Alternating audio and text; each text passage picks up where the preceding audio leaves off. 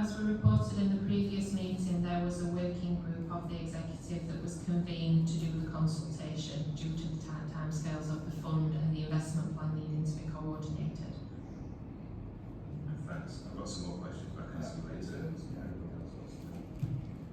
Yes, Councillor Welland, pleasure. Thank you, Councillor Monroe. I mean, we all know that clearly there's been a fraught process for the council. I just wondered if there are any learnings that the council has had from the process that we can implement to help avoid such issues in the future.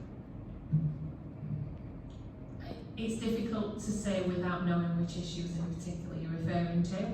I think generally for us, having needed to respond within the 10 working days or the 20 working days that we were given and the amount of information that was requested from us, we can prepare as much as we need to as a department, but ultimately the information that was being requested and what was being asked of us by DLUC, we wouldn't have been able to prepare to be able to provide that response in any greater time than we have. You know, time is always against us with these type of things, and we were prepared and ready to respond as quickly as we could. We didn't get the guidance, the announcement was made in October.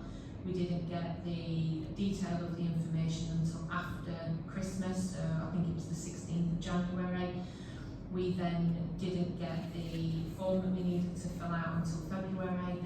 We had to respond and provide everything back within, I think it was 10 working days. Forgive me, I will get the precise dates for the minutes to reflect the tight timescales, because we have had these set out. But we then didn't hear anything, and then had to then provide more information within, again, another tight timescale.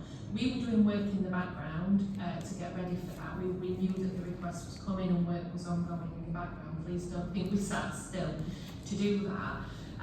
But again, until that information and that request comes through, we can't anticipate what that information needs to be and how it needs to be coordinated and presented back to DLUC. That information was submitted back in March.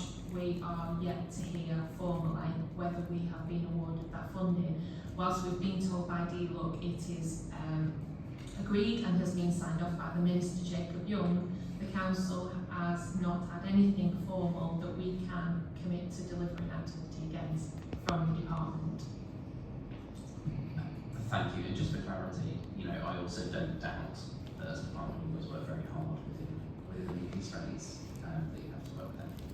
Thank you very much indeed. Did you want to ask further questions, Councillor? Yeah, if that's all right, thank you. With respect to the public realm, it mentions new housing. What is there any more details on the new housing? Is it going to be social housing? Yeah. Can you give us a page number, a reference? Can you give us a page number? Yeah, it's on it's project 1 on page 7. Yeah. The appendix.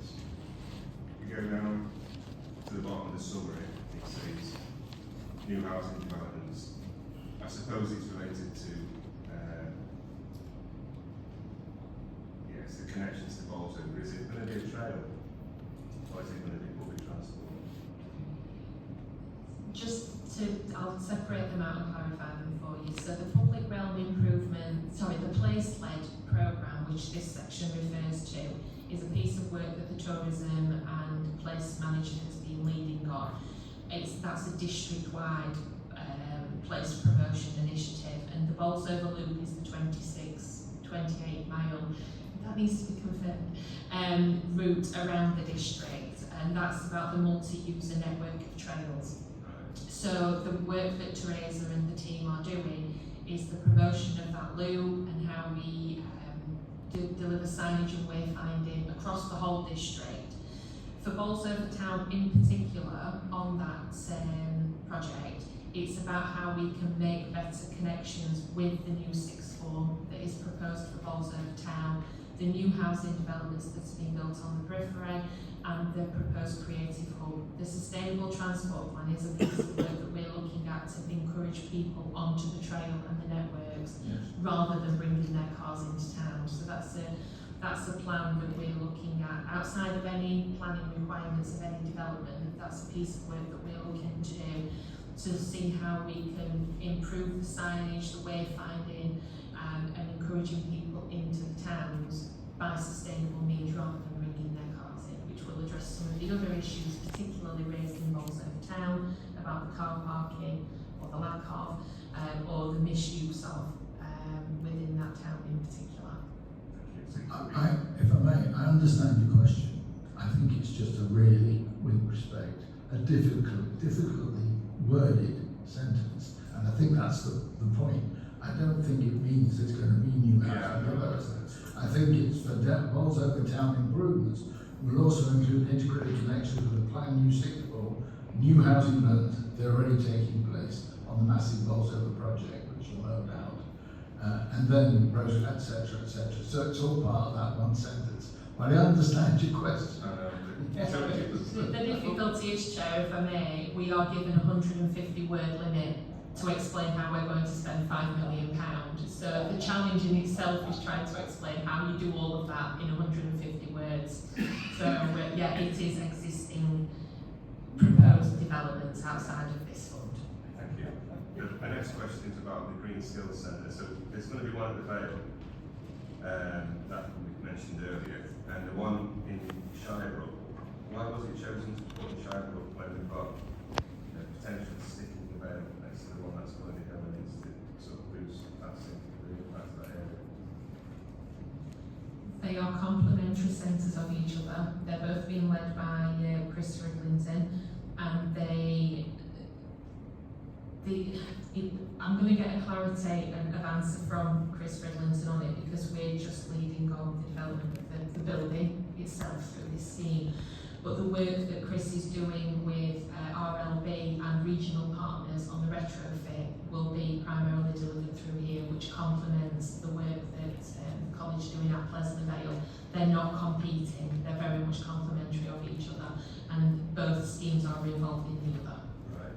Why is it Bolsover District Council building that we're connected for it there? Or is It is, yes. Why don't we use the Vale? It's not big enough. For the type of work that the retrofit skills centre will be delivering, it needs the space.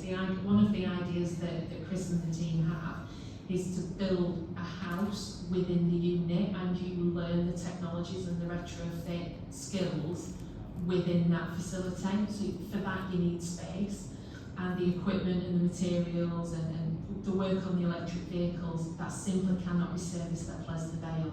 So this is about the two being complementary to each other, and giving the best range of resources and skills and training that we need to meet all of the green skills and retrofit agenda going forward. Thank you. All right. The next one, sorry. The Shirebrook Pavilion said there's already some storage. So there was already a building built on Shirebrook Market to store all the market equipment. And the Shirebrook Growth Plan is still in progress. What additional thinking is behind this pavilion within Shirebrook Market? I'm going to not provide an answer because that is a one I can answer. This was a decision for these projects that was taken by members, so I think that is a question that needs to be redirected back to councillors, I'm afraid. I can't answer that as an officer because we have simply formulated the schemes that we were asked to put forward by members of that group that... So the exec? Yes. Okay. And does the same apply to the project in Kingston? Because we're reading about it, it looks like the building is currently not in place, and this community interest company potentially needs to be set up, and all these different services aren't yet connected. So this is starting from scratch. The building is there. Yeah. It was a community hall previous to COVID, so I think it closed just before COVID, or maybe early days of COVID. So that is an existing building. Yeah. But it isn't operational at the moment. Yeah. Like Kingston, there's buildings like that throughout the district, and there's a similar kind of need throughout the district as well. I guess your answer is it was a project. Again, I can't answer that. I've put forward the projects that we were asked to include in the investment plan. There is no harm if you feel minded, and I don't have a problem with it, that we should write as a scrutiny committee to the executive posing those questions. I don't have a problem with that. I think that's a perfectly reasonable course of action for scrutiny committee today, to request further clarification on the logic and reason behind the two projects you just talked about, the one in Penistone and the one at the marketplace in Charlotte. We're perfectly at liberty to request that clarification. We could call it in. Could we call I it? don't think there's a need to call it in at this stage, because as you've heard, the money hasn't even been granted. It's not even been granted. But the decision making is an issue. Pardon? For me, the decision making behind it is an issue. Well, in that case, should we simply write at this stage to executive requesting an explanation at the next growth scrutiny committee behind those proposals? I don't think it's appropriate at this stage, personally, to call it. I don't think we're far enough down the line. But yeah, my issue is why Pinkston, why Shire? You can argue about whether they don't have much time for these projects with shovel ready. Well, I can't answer that any more than you can. We've If spent you ask the question. There's a growth scrutiny committee, we've done lots of work across the district identifying sites, and this is regeneration framework, and we're talking about economic development really. I think it deserves a wider look beyond the executive, if it's possible.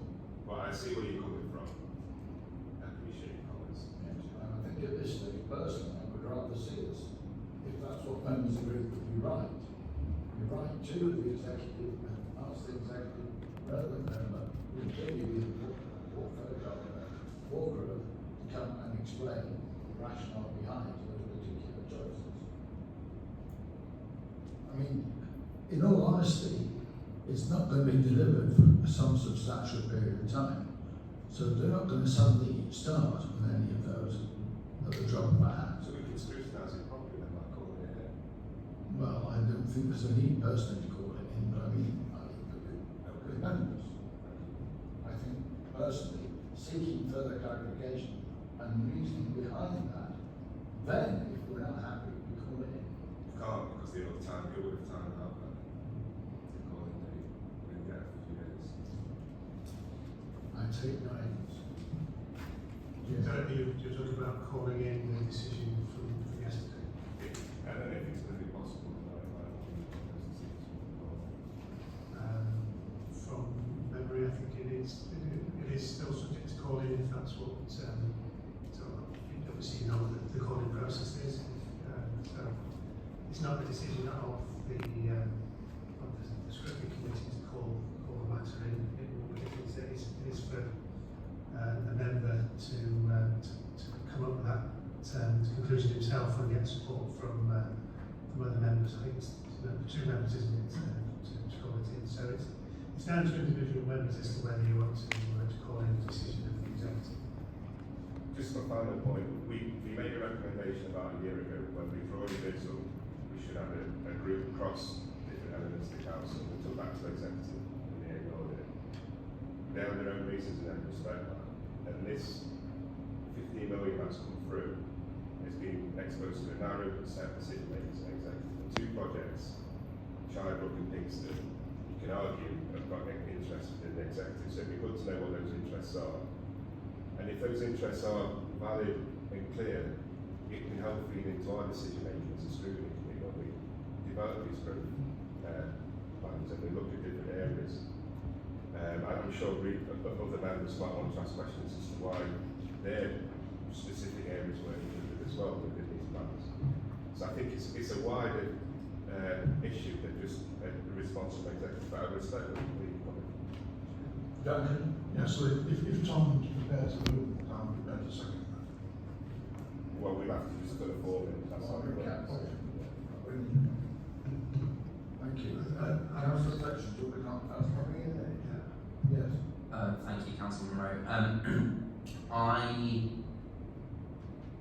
hear everything Councillor Kirkham's saying. I am interested to know some more about the logic behind these particular choices. I also think, and I suspect this is something when we move to the informal part of our meeting and discuss a few other things, this is something that might come up. You know, I feel that, and I know, Nancy, apologies, I know I've asked about these kind of things before. You know, I feel like it would be helpful to talk to the executive about.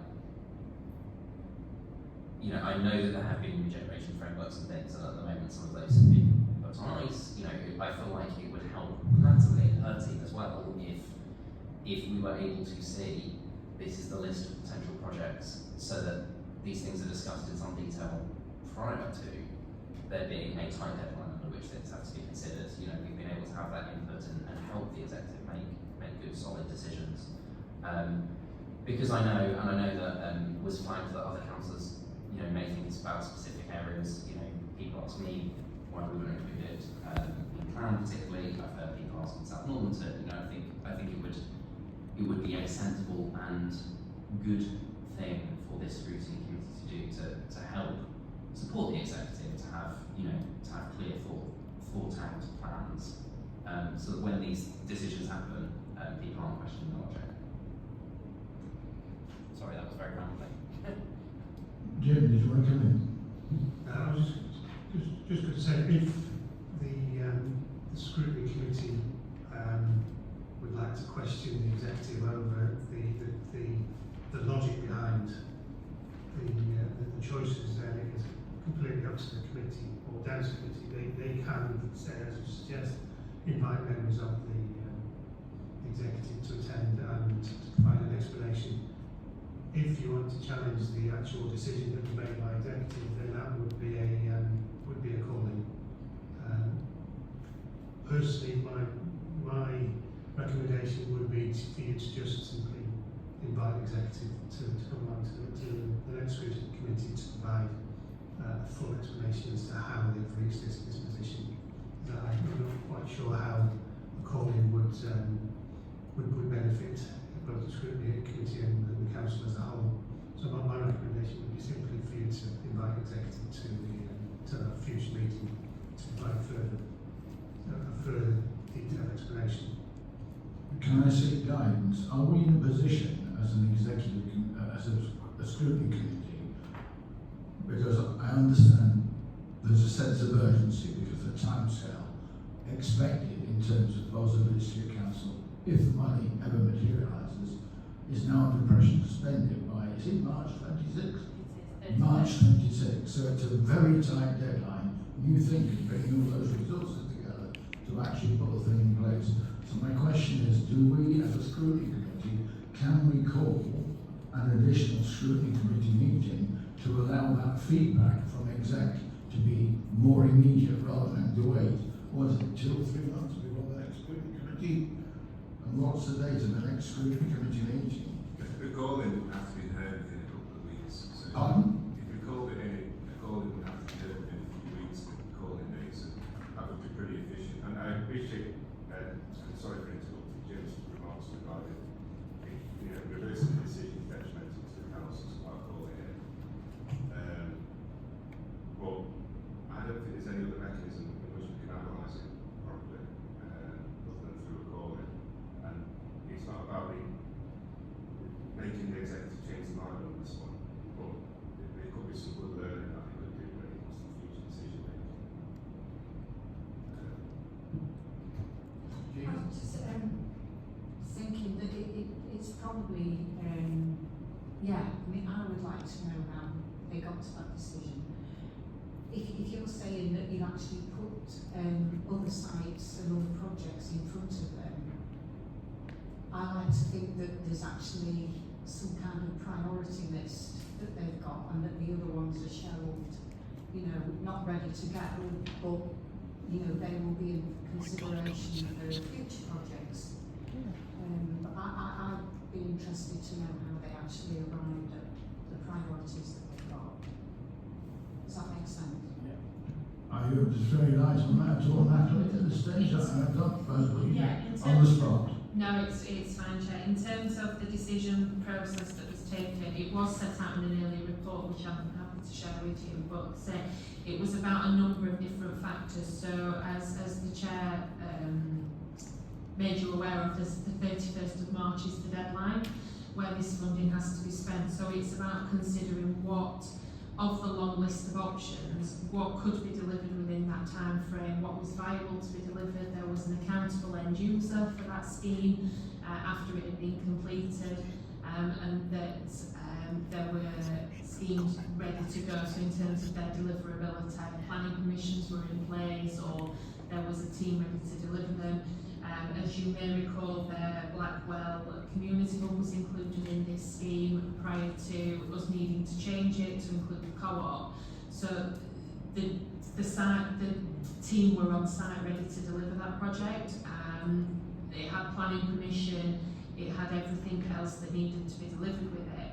So a lot of things were considered to get to that short list of options, and how we arrived at the 15 million total project cost. Right, well you've heard from Jim, you've heard from me. I personally prefer to invite members of exec to come to address us to explain the answers to some of our questions. It's left with you. I can only give you what my thoughts are. You've heard those of other people. I'll leave it with you. What are your wishes? So if members agree to do that, that doesn't prevent another member from exercising his right to call the decision in. So you could do both in effect if that's okay. But it seems to me we need that on a fairly short-term basis. What is the projected date in the next 3rd of September. 3rd of September. Well, that's not too far ahead, 3rd of September. You think we're not here for the whole of the month of August anyway? That's relatively soon. Is it soon enough? Is some of this work likely to go ahead, Natalie, before the 3rd of September? As soon as we have the memorandum of understanding issued by the department, we are in a position to move on all of the projects. Okay, I would like to move on all of them all at the same time. Yes, they are all delivered independent. So the 5 Bolsover schemes will be delivered as one project. The 3 other projects, all the teams are ready to go. As soon as we've got the memorandum of understanding from the department, we're ready to mobilise, because we're very aware of the timescales for delivery on this. So does the diary, anybody, give us sufficient flexibility for us as a scrutiny committee to require a special meeting, would be an extraordinary meeting, would it not? John, I'm not entirely sure why you want to. Well, it's just to give us that information from exec. That's my reasoning. Because people seem to be concerned that we want to hear what the exec members have got to say about the decision. Sounds trying to protect the exec. That's the feeling I'm getting. I think that if you call it in, given what we've just heard, I don't think it's going to make, frankly, a deal of difference. If the money materialises, and it's a big if, it's a massive if. What's the difference between a call in and an exceptional meeting?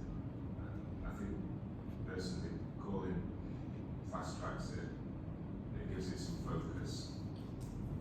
If you have an extraordinary meeting, you know, you could be in a month, it could be in 2 months. You might not have as clear a remit as what calling would have, because in a calling we could identify some specific issues. Whenever you have the meeting, if it's not part of the call-in, you would be able to get the information that you want in terms of why the decision was made for China Pavilion or Kingston Hub. So I'm not entirely sure why waiting until the 3rd of September isn't really an option. Because you can't call it in. So you're looking at what is the process that was undertaken to reach that position.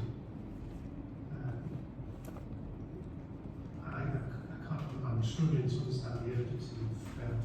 unless you wanted to challenge a member wants to challenge the decision that we made yesterday. Well, you may.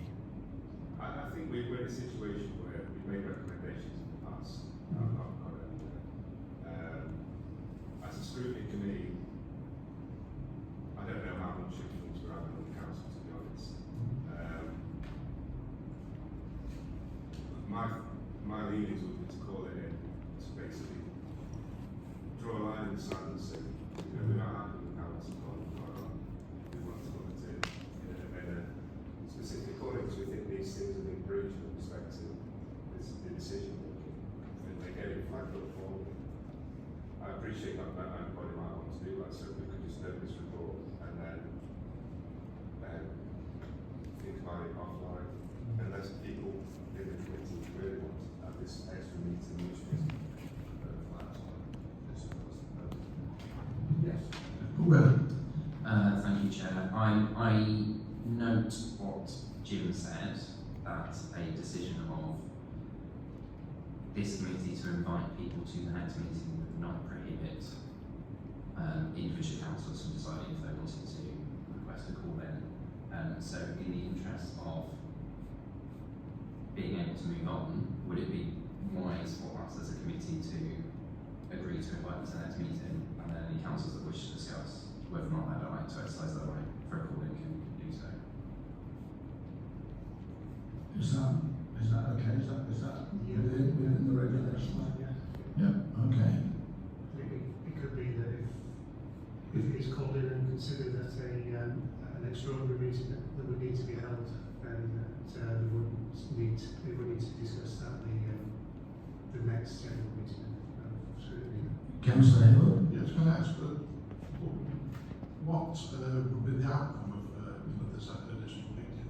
Have we got the opportunity to take things out of this scheme and put other things in, or is it just us looking at the process? I think the short answer, having listened very carefully to Natty's explanation of how this bid has come about and under what extreme pressure they were put to bring this bid about, the short answer is I don't think we can influence at all. Because I think at the end of the day, they were put under phenomenal pressure by the Department for Housing and Levelling Up to come up with a plan. The plan eventually was rubber stamped by the Minister.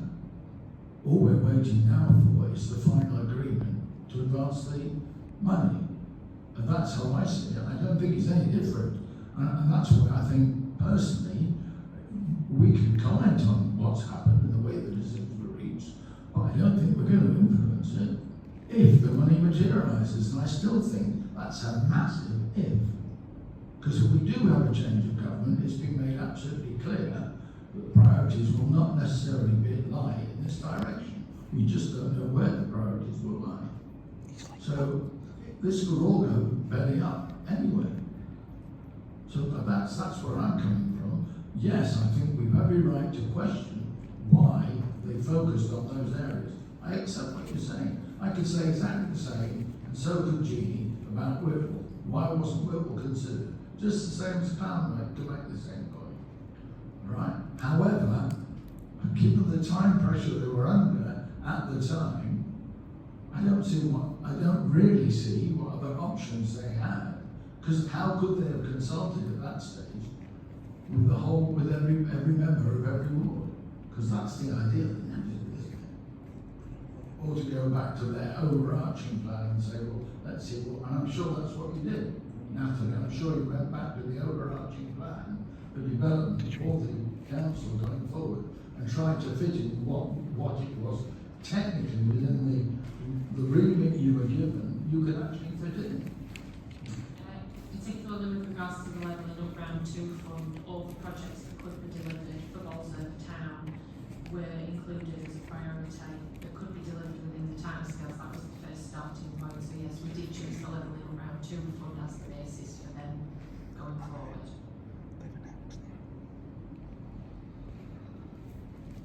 You heard Will's suggestion. Are you going to make that for proposal 1? Yes, I would like to formally propose that we advise. I assume Councillor John Ritchie LGSC is part of the next meeting for us. Okay, is that received a seconder, please? That's been seconded by Councillor Raspin. Is there a counter proposal? No? All those in favour, please indicate. That's unanimous. Thank you very much indeed. And thank you for the detailed report and for taking us through it, Anthony. Right, if we can move on then, please.